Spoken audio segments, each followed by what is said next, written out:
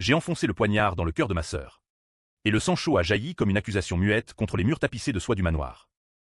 Ce n'était pas un meurtre impulsif. Non. C'était la première note d'une symphonie de vengeance que j'avais composée pendant des années dans l'ombre des couloirs glacés de cette maison maudite. Perché sur les falaises de la Côte d'Azur. Et quand l'enfant de ma sœur, ce petit monstre aux yeux innocents, a sonné la cloche des domestiques ce soir-là, criant « Les domestiques doivent obéir », j'ai su que le rideau tombait sur leur comédie aristocratique. Et que mon rôle de bouffon masqué prenait fin. Je m'appelle Lucien Duval. Bien que ce nom ne veuille plus rien dire pour moi depuis que j'ai appris la vérité. Né dans les entrailles de ce manoir familial. Fils illégitime d'un père absent et d'une mère servante. J'ai grandi en ramassant les miettes des festins des maîtres. Ma sœur, Élise, était la princesse de cette fable tordue, blonde, éthérée, mariée à un comte aux poches pleines et au cœur vide. Elle m'avait juré fidélité fraternelle, me couvrant de baisers hypocrites dans les jardins parfumés de jasmin, tandis que je frottais les parquets tachés de leur débauche nocturne. Mais la trahison. Ah, la trahison française. Raffinée comme un vin de Bordeaux avarié. S'était insinuée entre nous comme un serpent dans le jardin d'Éden. Tout a commencé il y a 20 ans. Lors d'un bal masqué sous les lustres de cristal qui pleurait des larmes de lumière sur les invités enrubannés. J'avais 18 ans. Et Élise, 22, rayonnait dans sa robe de taffetas rouge sang. Notre père. Le vieux comte Duval, oui. Le même qui avait engrossé ma mère dans une alcôve oubliée. Était mort 6 mois plus tôt. Empoisonné par sa propre arrogance et un verre de cognac trop généreux. Officiellement. C'était une crise cardiaque, officieusement. Élise et son amant du moment. Un politicien aux ongles manucurés. Avait versé l'arsenic dans sa coupe. J'étais là. Servant le champagne. Quand j'ai vu le geste, la main gantée d'Élise effleurant le verre. Un sourire complice échangé avec cet homme qui deviendrait plus tard son mari. Le comte Henri de Montfort. Mais ce n'était pas pour l'héritage qui l'avait tué, oh non. Les Duval n'étaient pas si vulgaires. C'était pour un secret plus sombre. Un gosse que notre père avait fait naître hors mariage avec une autre. Une bâtarde qu'Élise haïssait viscéralement parce qu'elle menaçait sa lignée pure. Et moi, le fils de la servante.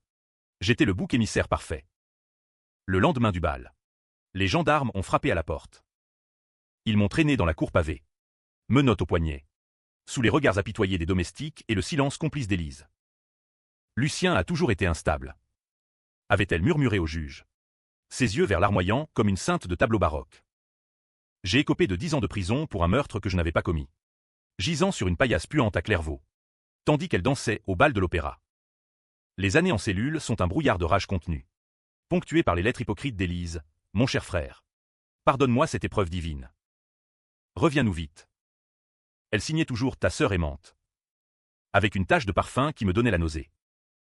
J'ai appris à lire entre les lignes. À décrypter les mensonges comme un cryptographe de la Grande Guerre. Et quand j'ai été libéré. Après 8 ans pour bonne conduite, ironie du sort. Le manoir m'attendait. Inchangé. Avec ses tours gothiques défiant le Mistral et ses fantômes qui murmuraient dans les cheminées. Élise m'avait offert un poste de majordome. Un geste de rédemption, public, qui faisait jaser les salons parisiens. Voyez comme nous. Les Montfort. Pardonnons aux brebis égarées. Claironnait-elle à ses amis en chapeau à plumes. Mais je n'étais plus une brebis, j'étais un loup affamé. Et le manoir était mon terrier. Les premiers mois. J'ai joué le rôle à la perfection, nœud papillon impeccable. Argenterie étincelante. Silence discret quand Henri et Élise se disputaient dans leur chambre aux tentures de velours. Leur fils, Antoine, avait 5 ans à mon retour, un gamin pâle aux boucles d'or. Portrait craché de son grand-père empoisonné. Il me tolérait à peine, me traitant comme un meuble animé. Mais c'était Élise qui me rongeait de l'intérieur. Elle me confiait ses secrets de sœur, les infidélités d'Henri avec une danseuse de cabaret, les dettes de jeu qui rongeaient l'héritage. Et pire, un autre enfant illégitime qu'Henri avait fait avec sa maîtresse, caché dans un couvent près de Lyon. C'est là que j'ai commencé à tisser ma toile. Pas de violence brute, non. La vengeance à la française est un art subtil. Comme un opéra de Debussy où les dissonances s'accumulent jusqu'à l'explosion. J'ai fouillé les greniers poussiéreux, exhumant les lettres jaunies de notre père, prouvant son adultère multiple et l'arsenic acheté par Élise chez un apothicaire de Nice. J'ai photocopié ces reliques sur l'imprimante rouillée de la cuisine, les cachant dans les doubles fonds de mes tiroirs. Et j'ai observé Antoine grandir. Ce petit tyran en culotte courte, apprenant à sonner la cloche des domestiques comme un droit divin, répétant les leçons de supériorité que ses parents lui inculquaient. Un soir d'automne, alors que les feuilles de platane rougissaient comme des plaies ouvertes sur les allées du parc, Henri a craqué. Il a surpris Élise dans les bras de son amant de toujours. Ce politicien recyclé en député. Et la dispute a éclaté dans le grand salon. Sous le portrait ancestral du comte Duval. Verre brisé. Insultes volées comme des coups de fouet. Espèce de putain aristocrate. Tu as tué père pour ça? Pour tes cuisses écartées? Élise. Livide. A riposté d'une gifle magistrale. Et moi? Tapis dans l'antichambre. J'ai souri pour la première fois depuis des années. C'était le chaînon manquant. Leur union n'était qu'un pacte de sang et de mensonges. Prêt à se dissoudre dans l'acide de la vérité. Je n'ai pas attendu. Le lendemain, j'ai glissé une copie des lettres dans la corbeille à papier d'Henri. Anonymement. Comme un cadeau empoisonné. Il a fondu sur Élise ce soir-là. La plaquant contre le mur de marbre de la bibliothèque. Hurlant, tu as assassiné ton propre père. Pourquoi? Pour que je te passe la bague au doigt. Elle a nié. Bien sûr. Avec ce talent pour le mensonge qu'elle avait hérité de notre lignée corrompue. Mais les graines du doute étaient semées. Antoine, qui jouait aux billes dans le couloir, a tout entendu. Et ses yeux s'emplirent de terreur, une terreur qui, je l'espérais, le hanterait comme la mienne. Pourtant, Élise n'était pas dupe. Elle m'a convoqué dans sa chambre un matin pluvieux, où l'odeur de lavande masquait à peine celle de la trahison. Assise devant sa coiffeuse, brossant ses cheveux d'or comme une Madone de Botticelli, elle m'a fixé dans le miroir. Lucien, mon frère chéri, tu crois que je ne sais pas? Tes petits jeux de majordome zélé. C'est toi. N'est-ce pas? J'ai feint l'innocence. Baissant les yeux sur mes souliers cirés. Mais mon cœur battait la chamade. Elle s'est levée. Glissant une main sur mon épaule, un geste presque tendre. Nous sommes du même sang. Lucien. Père nous a légué ça, la capacité à survivre en mentant. Oublie tout. Et je te rendrai ta liberté. Une pension. Un billet pour l'Amérique. Laisse le passé pourrir ici. C'était une offre empoisonnée. Un marché faustien drapé de soie. J'ai murmuré, oui. Élise. Et elle m'a embrassé sur la joue. Son rouge à lèvres laissant une marque comme une cicatrice. Mais en sortant, j'ai arraché un fil de sa robe, un geste insignifiant. Mais symbolique. La vengeance ne pardonne pas, elle dévore. Les semaines suivantes, j'ai intensifié le jeu. J'ai saboté discrètement les finances d'Henri, falsifiant des chèques pour qu'il croie à une malversation de son notaire. Élise, de son côté, a commencé à comploter contre lui, des appels nocturnes à son avocat. Des regards complices échangés avec le majordome adjoint. Un jeune provençal aux muscles saillants qu'elle draguait ouvertement. Antoine, ce petit diable, était le pivot innocent de tout ça. Il me détestait, me voyant comme le fantôme de ses cauchemars familiaux. Mais il me confiait ses peurs dans les moments de vulnérabilité, quand ses parents le laissaient seul avec ses jouets. Oncle Lucien, maman dit que tu as tué grand-père. C'est vrai, j'ai ri doucement, lui ébouriffant les cheveux, les monstres ne sont pas toujours ceux qu'on croit. Mon garçon. Parfois, il porte des robes de princesse. Il a froncé les sourcils, perplexe, et j'ai vu l'ombre du doute s'installer dans son esprit enfantin. Le dîner fatidique approchait, un gala pour les 100 ans du manoir. Avec des invités triés sur le volet, députés, actrices sur le retour. Et ce politicien aux dents de requin qui avait toujours orbite autour d'Élise. J'ai préparé la table moi-même, argenterie polie jusqu'à l'éclat aveuglant. 20 millésimés alignés comme des soldats. Mais dans le cristal des verres, j'avais versé non de l'arsenic, mais une vérité distillée, un somnifère léger pour Henri. Et pour Élise, une lettre anonyme pliée sous sa serviette, reproduisant ses aveux d'amour adultère avec le député. Quand les cloches du dîner ont sonné, le manoir vibrait d'une tension palpable, comme l'air avant l'orage sur la Méditerranée. Les invités arrivaient en limousine rutilante, leur rire couvrant le craquement des vagues en contrebas. Élise, sublime dans une robe noire brodée d'or, m'a effleuré le bras en passant, sois parfait ce soir. Lucien. Pour la famille. J'ai incliné la tête, masquant mon sourire carnassier. Le repas s'est déroulé dans une opulence feinte, foie gras truffé, homard breton, et des toasts à la gloire des Duval. Henri, les yeux injectés de sang par le somnifère, balbutiait des compliments pâteux. Le député, assis à côté d'Élise, glissait sa main sous la table, un geste que j'ai vu, et que j'ai immortalisé d'un flash discret de mon téléphone caché. Antoine, à table pour la première fois comme petit homme, s'ennuyait, tripotant sa fourchette jusqu'à ce qu'il attrape la cloche des domestiques, posée en guise de décoration. Et là, dans le silence entre deux coupes de champagne, il l'a sonné. Un tintement clair, perçant comme un glas. Les invités ont ri, amusés par ce caprice enfantin. Les domestiques doivent obéir, a-t-il crié. pointant un doigt potelé vers moi.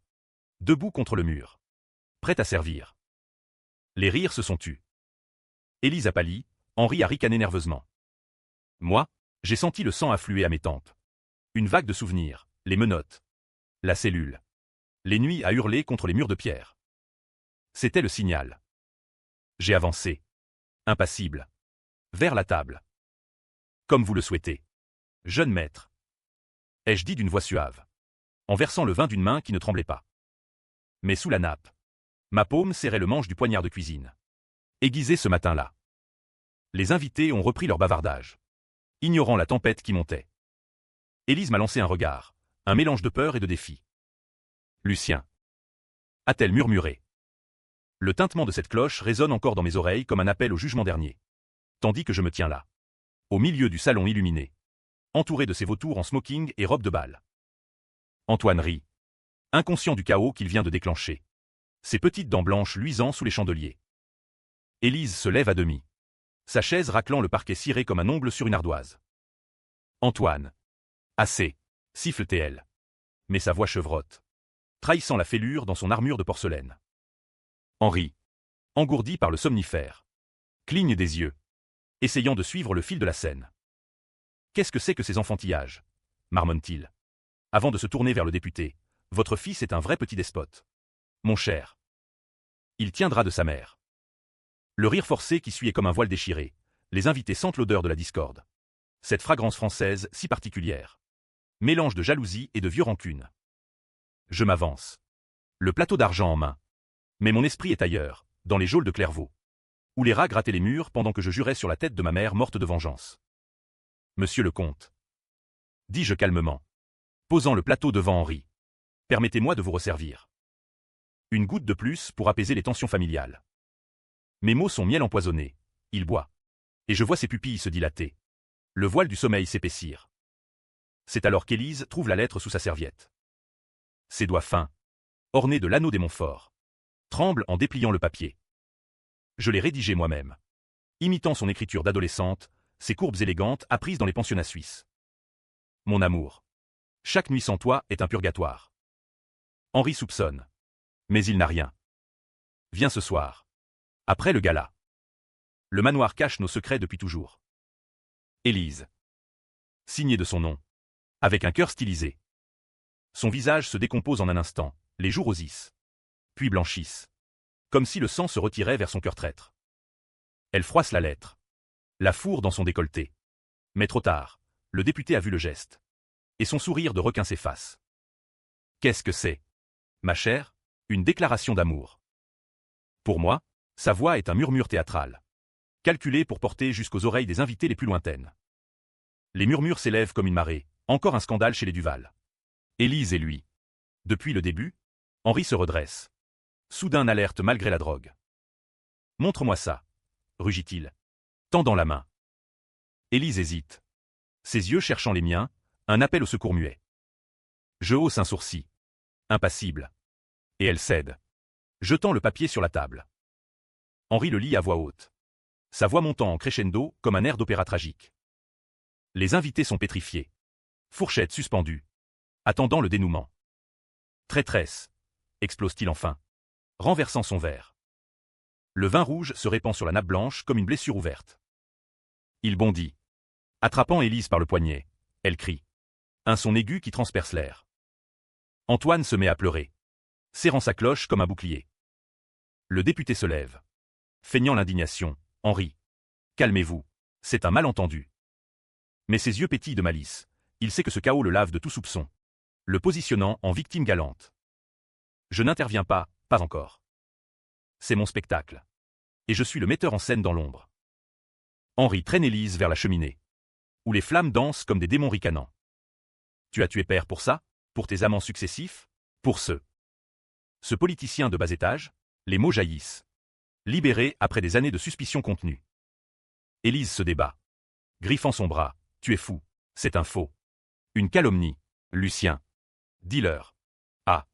Mon nom sur ses lèvres, comme une invocation satanique. Tous les regards se tournent vers moi. Le majordome fidèle. Le frère repenti. Je m'incline légèrement. Un geste de cour appris dans les manuels de service. Madame la comtesse a raison. Murmurai-je. Ce ne sont que des rumeurs.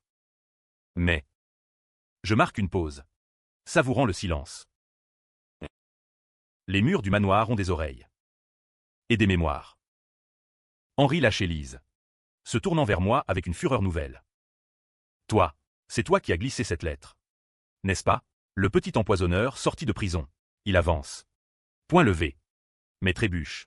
Le somnifère le rattrapant. Il s'effondre à genoux, vomissant des insultes incohérentes.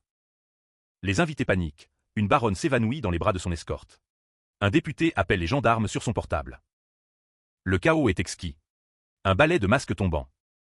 Élise, reprenant son souffle, me fixe avec une haine pure, dépouillée de toute hypocrisie. Tu vas payer pour ça. Lucien. Je te ferai interner. Comme un chien enragé. Elle se rue vers la porte, traînant Antoine qui hurle. Mais je suis plus rapide. D'un geste fluide, je saisis le poignard caché dans ma poche, celui-là même que j'avais aiguisé en pensant à ce moment. La lame scintille sous la lumière, et je la plante dans son dos, juste sous l'omoplate, là où le cœur bat encore. Elle s'affaisse sans un cri, ses yeux écarquillés fixant le vide. Le sang imbibe sa robe. Un tableau macabre digne de Delacroix. Les invités hurlent. Se bousculant vers la sortie, le député trébuche sur le corps, jurant comme un charretier. Henri. À terre. Marmonne, mon Dieu. Qu'as-tu fait? Antoine. Figé. Lâche sa cloche. Le tintement final résonne comme un glas. Je me tiens au-dessus d'elle. Le poignard dégoulinant. Et pour la première fois, je ressens une paix froide. J'ai obéi à la cloche. Sœur. Celle de la justice. Les sirènes hurlent au loin, les gendarmes arrivent. Alertés par quelque invité paniqué. Je ne fuis pas. Pourquoi le ferais-je? La vengeance n'est pas une fuite. C'est une affirmation. Dans la confusion, alors que les lumières bleues balaient les fenêtres, je glisse une autre lettre dans la poche d'Henri, une confession falsifiée. Signée de sa main, avouant le meurtre de notre père. Pour l'héritage. Y lisait-on. Et pour Antoine, j'ai laissé un mot sur la table. Adressé à lui, les domestiques obéissent. Mon neveu. Mais les loups se rebellent. Lis les lettres du grenier un jour. Ton oncle. Les menottes claquent à nouveau sur mes poignets. Froides et familières. Les gendarmes me traînent dehors. Sous la pluie qui fouette les falaises. Élise gît là. Inerte. Son sang se mêlant aux flaques. Henri est arrêté sur le champ, sonnant son innocence d'une voix pâteuse. Le manoir. Ce mausolée de mensonges. Vomit ses secrets dans la nuit. Mais ce n'est que l'entracte. La vraie vengeance commence en cellule, où les avocats viendront gratter à la porte. Car j'ai un atout, le corps d'Élise porte une marque. Un tatouage discret sur l'épaule, un serpent enroulé autour d'une dague. Symbole de notre pacte d'enfance. Et cette marque, je l'ai photographiée des années plus tôt. Avec une légende, pour père. La presse s'en délectera, transformant ce meurtre en scandale national. Tandis qu'on me pousse dans la voiture. Je jette un dernier regard au manoir. Ses tours se dressent contre le ciel orageux. Silhouettes accusatrices. Antoine est emmené par une nourrice éplorée. Ses yeux croisent les miens une fraction de seconde, pas de peur. Mais une curiosité sombre. Comme s'il comprenait déjà que le monde n'est qu'un théâtre de trahison. La cellule de la préventive à Nice est un cube de béton suintant. Imprégné d'odeurs de sueur et de désinfectants bon marché. Un monde à des lieues des dorures du manoir. Assis sur le banc dur. Menottes aux chevilles pour bonne mesure, comme si un majordome repenti pouvait s'évader par la pensée. Je repasse la scène en boucle, la lame entrant en elle. Le choc dans ses yeux. Le tintement de la cloche d'Antoine comme un point d'exclamation sanglant. Pas de remords. Non, seulement une satisfaction amère. Comme le dernier verre d'un absinthe trop forte. Les interrogatoires commencent à l'aube. Conduit par un capitaine des gendarmes nommé Moreau. Un Provençal trapu aux moustaches jaunies par la Gauloise. Il entre dans la salle aux murs jaunis. Dossier sous le bras. Et s'assoit en face de moi avec un soupir théâtral. Duval. Ou devrais-je dire le comte des ombres. La presse vous adore déjà. Le fratricide du manoir. Quel titre? Il ricane. Allumant une cigarette malgré l'interdiction. La fumée s'enroule autour de nous comme un serpent complice. Je le fixe. Impassible. Ce n'était pas du fratricide. Capitaine. C'était de la justice poétique. Élise a pris 10 ans de ma vie. Je lui ai rendu l'appareil en quelques secondes. Il hausse un sourcil, griffonnant sur son bloc. Poétique. Hein? Dites-moi. Comment avez-vous su pour l'arsenic? Et cette lettre dans la poche d'Henri, une confession signée, c'est du travail d'expert. Ça. Je souris intérieurement. L'expert. C'est moi. Forgé dans les feux de Clairvaux, où j'ai appris à falsifier des permis de sortie pour amuser les codétenus. Les secrets du manoir sont comme les vignes de Bordeaux. Ils s'enracinent profond et pourrissent si on ne les arrache pas.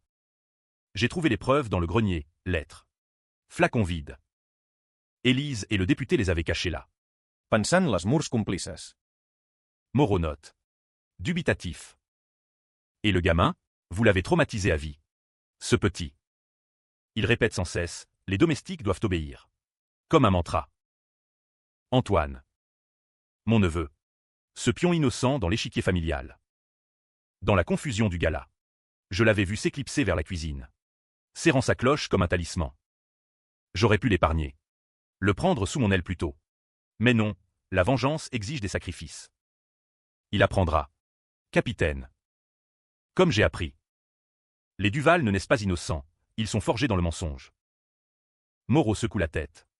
Éteignant sa cigarette d'un geste las. Vous êtes un cas. Duval. Les analyses toxicologiques confirment l'arsenic dans le corps du vieux comte. Henri nie tout. Jure que c'était Élise seule. Le député, il s'est volatilisé à Paris. Clamant un chantage. Et vous? Vous avez un alibi bancal pour le meurtre d'Élise. Personne ne vous a vu approcher avec le couteau. Mais les empreintes. Il me tend une photo, la lame. Mes sillons papillaires comme une signature. Je hausse les épaules. La vengeance n'est pas un crime parfait. Capitaine. C'est un opéra, il y a du sang. Des airs larmoyants. Et un public qui débat du bien et du mal. Divisez-vous, suis-je le héros ou le monstre? Il rit. Un aboiement sec. En France, on aime les monstres romantiques. Baudelaire vous adorerait. Mais la loi est moins poétique. Vous risquez la perpétuité. Les jours suivants s'étirent en un limbo judiciaire, avocat en costard rayé qui me palpe comme un fruit pourri. Journalistes agglutinés au barreau. Hurlant des questions sur le sang des Duval. Le scandale explose dans le monde, tragédie au manoir, frère tusseur dans un gala macabre. Des photos volées circulent, Élise gisant. Gracieuse même dans la mort. Henri menotté. Hagard. Et Antoine, placé en famille d'accueil à Cannes. Sous protection. Mais je sais qu'il rumine. J'ai fait en sorte qu'une copie des lettres atteigne son tuteur anonyme, des graines pour l'avenir. Puis vient le twist que je n'avais pas anticipé, une visiteuse. Pas un avocat. Non, une femme d'une cinquantaine d'années. Voilée de noir comme une veuve de film de Truffaut. Elle s'assoit de l'autre côté de la vitre. Ses yeux, verts.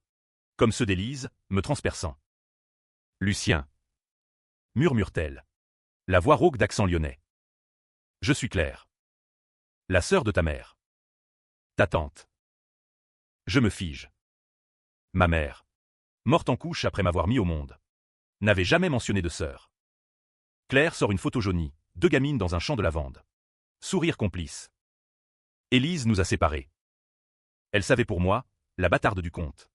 Comme toi. Père nous a reconnus toutes les deux. Mais elle a effacé les papiers pour garder l'héritage pur. J'ai fui à Lyon. Changé de nom. Mais j'ai suivi ton affaire. Et celle d'Élise. Son récit coule comme un vin rouge. Notre père avait deux illégitimes, moi et elle. Mais Élise, en empoisonnant le comte, avait voulu effacer les traces. Elle avait même tenté de me faire accuser non seulement du meurtre, mais d'un incendie dans le grenier pour détruire les preuves. Claire avait survécu en silence, travaillant comme gouvernante, observant de loin. Tu as fait ce que j'aurais dû faire il y a 20 ans, dit-elle, une larme perlant. Mais attention, Henri n'est pas fini. Il prépare un contre-coup. Henri. Ce serpent. De sa cellule voisine. Il ourdit déjà, des témoins soudoyés pour jurer que je l'ai drogué. Des fuites à la presse me dépeignant comme un psychopathe familial. Et le député, rentré au bercail, clame l'innocence d'Élise, accusant Henri d'avoir tout manigancé. Le procès s'annonce comme un cirque romain, avocat ségosillant. Expert psychiatrique disséquant mon âme. Et le public, le public français, friand de drames bourgeois, prenant parti. Les uns me voient comme un vengeur social, frappant l'aristocratie pourrie, les autres, comme un frère jaloux, un domestique aigri. Claire me glisse un dossier par le guichet, des documents frais, photocopiés dans un couvent près de Lyon. L'autre enfant d'Henri. Une fille. 8 ans. Née d'une nonne repentie. Élise le savait et le faisait chanter. Utilise ça. Je hoche la tête. Le cœur serré, une nièce cachée. Un autre pion sur l'échiquier. La vengeance s'élargit. Tentaculaire.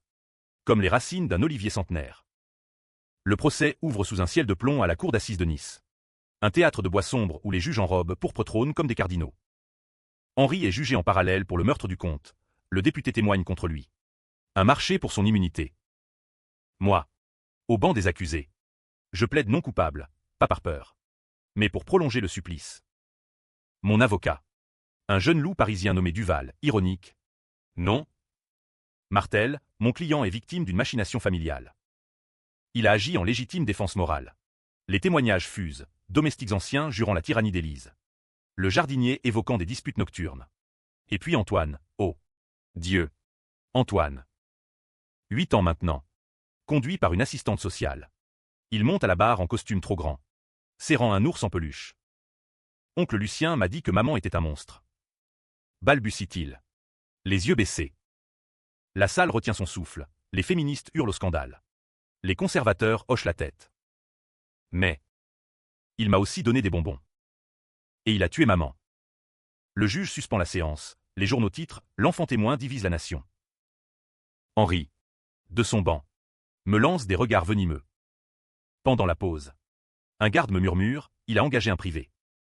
Il fouille le manoir pour des preuves contre vous. » Je ris doucement. Qu'il fouille. J'ai laissé des pièges, des flacons d'arsenic vides étiquetés au nom d'Henri. Des lettres d'amour falsifiées entre lui et la danseuse de cabaret. La toile se resserre. Mais le vrai coup vient d'une expertise balistique. Le poignard n'a pas mes empreintes complètes. Des traces d'un gant fin. Comme ceux d'une femme. La salle explose en murmures. Claire. Dans le public. Me fait un signe discret. Était-ce elle, ou un allié inattendu? La défense d'Henri vacille. Il accuse Élise d'avoir planifié sa propre mise en scène. Un suicide déguisé pour le piéger. Absurde.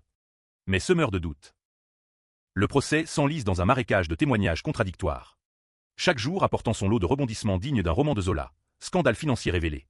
Amants surgissant du passé comme des spectres. Et même une nonne du couvent de Lyon témoignant de l'existence de la fille cachée d'Henri. Il payait pour son silence. Mais Élise menaçait de tout dévoiler. Dit-elle. Son habit noir contrastant avec les flashs des photographes. Henri blêmit, son avocat objecte frénétiquement. Mais le mal est fait. Le jury, 12 citoyens ordinaires. Provençaux au regard sceptique, commence à pencher. Divisé entre pitié pour le comte déchu et fascination pour ma saga de domestique vengeur. Moi. Je reste de marbre. Récitant ma version comme un monologue de Racine, Élise m'a volé ma vie pour protéger la sienne. J'ai rendu justice. Pas par haine. Mais par nécessité. Les psys m'ausculent. Concluant à une rage légitime mais pathologique. Les féministes manifestent dehors. Pancarte brandie, fratricide misogyne. Les gauchistes contre-attaquent, abat l'aristocratie pourrie. La France entière débat à table. Au café. Sur les plateaux télé, suis-je un héros ou un assassin? Antoine. Ce pauvre gosse. Est le cœur du drame. Après son témoignage. Il est renvoyé au manoir sous garde armée, Henri l'a réclamé. Arguant de ses droits paternels. Mais j'ai veillé à ce qu'il reçoive mes lettres, des contes déguisés. Où un majordome malin renverse un roi cruel. Lis entre les lignes. Neveu. Écris-je. La cloche sonne pour tous. Claire m'informe par visite, il pose des questions sur toi. Il veut savoir si tu reviens. Henri. Acculé. Contre-attaque salement. Son privé exhume un dossier de Clairvaux, des rumeurs de viol en cellule. Des codétenus soudoyés pour jurer que j'étais violent. Un monstre libéré trop tôt, clame son avocat au jury. La presse s'emballe, le passé sombre de Lucien Duval. Je nie tout. Mais le doute s'insinue. Même chez mon avocat. C'est du sale. Lucien. Si c'est vrai. Je le coupe, c'est faux. Comme toucher les Montfort. Puis, le coup de théâtre, le député. Sous immunité. Avoue l'empoisonnement partagé. Élise et moi. Pour l'héritage. Henri savait. Mais il a couvert pour son alliance politique. La salle explose. Henri hurle des injures. Menotté à son banc. Le juge suspend. Mais c'est fini pour lui, perpétuité en vue. Pour moi. Ça ouvre une brèche, légitime défense contre un complot familial. Mais Élise, son meurtre reste un boulet. La nuit avant la plaidoirie finale. Claire revient. Le visage marqué. Lucien. Il y a plus. La fille d'Henri. Elle est à la tienne. Je cligne des yeux. Comment. Elle explique. Test ADN secret. Fait par un labo discret. Ta mère et la nonne étaient sœurs demie. L'enfant est ta nièce par le sang Duval. Élise le savait et voulait l'éliminer. Un twist familial. Tordu comme un CEP de vigne. La vengeance gagne une dimension, non plus personnelle, mais dynastique. Au matin, mon avocat plaide avec feu, messieurs les jurés. Lucien Duval n'est pas un meurtrier, mais un survivant d'une lignée maudite. Élise représentait le poison, il l'a extrait. Je monte à la barre pour la dernière fois. Fixant le jury, j'ai sonné la cloche de la vérité. Obéissez à la justice. Pas aux mensonges dorés. Silence. Puis applaudissements épars, scandaleux. Mais français. Le verdict tombe après 3 jours de délibéré, non coupable pour moi. Au nom de la légitime défense morale, une première en jurisprudence française. Débattue jusqu'à l'Académie. Henri. Coupable des 2 meurtres. Perpétuité incompressible. Le député. 5 ans avec sursis. La foule dehors hurle, moitié pour. Moitié contre. Héros ou psychopathe, titrent les journaux. Libéré sous les flashs. Je monte dans une voiture anonyme conduite par Claire. Direction, le manoir. Scellé par la police mais rouvert pour l'héritier, Antoine. Il m'attend sur le perron. 9 ans maintenant. Plus pâle. Plus dur.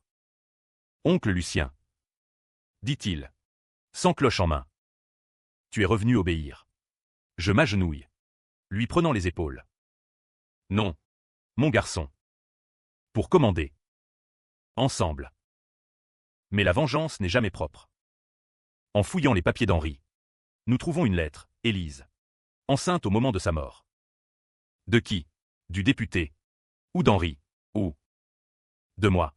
Lors d'une étreinte forcée dans l'ombre du grenier. Des années avant, un souvenir refoulé surgit, une nuit d'ivresse. Après une dispute. Où la haine s'était muée en désir tordu. Ai-je été le monstre? Où est la séductrice? Le manoir. Sous le soleil implacable de midi. Semble un squelette blanchi sur les falaises. Ses volets clos comme des paupières tuméfiées. Antoine et moi entrons par la porte de service, ironie du sort. L'air chargé de poussière et de souvenirs rances. Claire suit. Portant un panier de provisions. Elle est la gardienne maintenant. La tante émergeant des ombres pour recoller les morceaux d'une famille fracassée. C'est à toi. Lucien. Dit-elle. Tendant les clés du notaire. L'héritage Duval. Purger des dettes. Antoine est ton pupille légal. Pupille. Ce mot sonne comme une chaîne. Mais douce. Antoine court devant. Escaladant l'escalier en colimaçon vers sa chambre. Criant, viens voir mes soldats. Ils t'obéiront. Je ris. Un son rouillé. Et le suis. La chambre est un capharnaüm de jouets, plombier en uniforme. Château de cartes effondré. Et la cloche. Posée sur la table de nuit comme un reliquaire. Je l'ai gardée. Murmure-t-il. La caressant. Pour te rappeler. Les jours suivants sont un étrange intermède de paix uxoricide, non. Post-vengeance. Nous rénovons le manoir, peinture fraîche sur les murs tachés de sang, nettoyés par des experts. Mais les ombres persistent. Jardin taillé pour chasser les fantômes. La presse s'essouffle. Passant à d'autres scandales, un ministre corrompu. Une star de cinéma en déroute. Mais les lettres affluent, des admirateurs me traitant de justicier des classes. Des haineux m'injuriant de frère parricide. Je les brûle dans la cheminée. Cendre au vent vers la mer. Antoine s'ouvre comme une fleur vénéneuse, il pose des questions sur Élise. Sur le meurtre. Sur la cloche. Était-ce mal? Oncle, je pèse mes mots. Assis sur son lit, le mal est relatif. Mon neveu. Ta mère a volé des vies pour garder la sienne brillante. J'ai rendu ce qu'elle devait. Mais souviens-toi, la vengeance est un vin amer, une gorgée suffit. Pas une bouteille. Il hoche la tête. Sérieux. Et je vois en lui l'ombre de notre père rusé. Impitoyable. Claire révèle plus, la fille d'Henri. Prénommée Marie. Vit toujours au couvent. 8 ans. Orpheline de facto. Veux-tu la chercher? Demande-t-elle un soir. Devant un feu crépitant. Je hésite. Une nièce du sang. Mais fruit d'un viol, le doute me ronge. Étais-je victime ou bourreau cette nuit-là? Élise avait ri le lendemain. Murmurant, notre secret. Frère. Pour toujours. Était-ce consentement tordu? Ou manipulation. La twist finale. Un test ADN arrive par courrier anonyme. Marie est bien de mon sang. Mais pas par Henri. Par moi. Élise l'avait su. Enceinte d'un inceste inconscient. Et l'avait confié à la nonne pour cacher l'horreur. Le monde bascule. Je fixe le papier. Le cœur cognant comme un tambour funèbre. Antoine. Entrant. Lit par-dessus mon épaule. Une sœur. Ses yeux s'illuminent. Puis s'assombrissent. Comme maman et toi. Je hoche la tête. La gorge nouée. La vengeance. Sans s'épurger. A enfanté un monstre pire, un cycle de sang incestueux. Nous partons pour Lyon au crépuscule. La déesse filant sur l'autoroute sous un ciel violet. Le couvent est un bastion de pierre grise. Nonne en cornette priant dans la chapelle. La mère supérieure nous accueille. Sévère, l'enfant est troublé. Elle sait pour le scandale. Marie est petite. Blonde comme Élise. Mais avec mes yeux sombres. Elle me fixe. Méfiante, tu es le tueur de maman. Élise. Qu'elle appelait ainsi dans l'illusion. Antoine s'approche. Tendant la main, je suis ton frère. On a une cloche à la maison. Elle obéit au brave. Marie hésite. Puis sourit, un éclat fragile. Nous l'emmenons. Papier en règle. Vers le manoir qui nous attend comme un parent repentant. De retour. Sous les étoiles provençales. Nous dînons sur la terrasse. Pain frais. Olives. Vin léger pour moi. Jus pour les petits. Claire raconte des histoires de notre grand-mère. Une lavandière rebelle qui avait défié le comte. Antoine sonne la cloche pour le dessert. Un tintement joyeux. Maintenant. Marie rit. Et pour un instant. La paix semble possible. Mais la nuit. Seule dans la chambre d'Élise, la mienne désormais. Le doute me hante. Ai-je brisé le cycle? Ou l'ai-je perpétué? La vengeance m'a libéré. Mais à quel prix? Un happy end bourgeois. Avec enfant adoptif et manoir restauré? Ou une bi-tragédie? Où le sang appelle le sang. Le matin. Un appel. Le député. Libre. Menace de révéler l'inceste pour un livre scandale. Je raccroche. Serrant le téléphone. La cloche sonne au loin, Antoine jouant. Je souris dans l'ombre. La vengeance n'est jamais finie, elle est une mélodie infinie. Jouée sur les cordes de l'âme. Et ainsi, dans ce manoir hanté par les Duval, nous dansons notre valse macabre, famille recomposée. Secrets enfouis. Attendant le prochain tintement.